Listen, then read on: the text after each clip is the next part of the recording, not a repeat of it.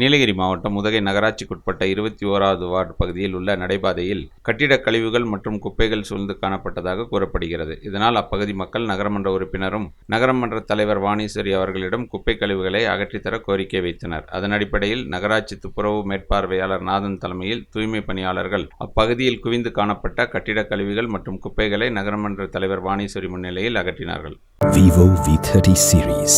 Be the pro. Bajaj Finance வசதி உண்டு. A shop where your shopping never ends.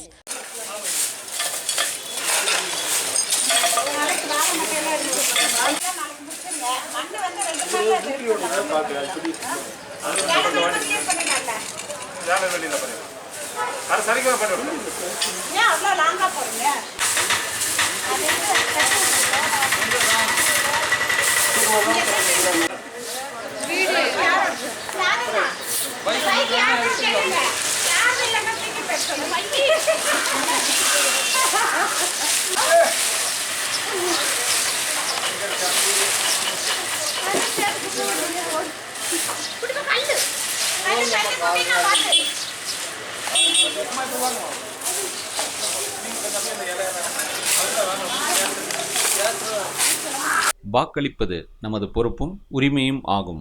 சமூக நலன் கருதி உங்கள் ராகம் டிவி.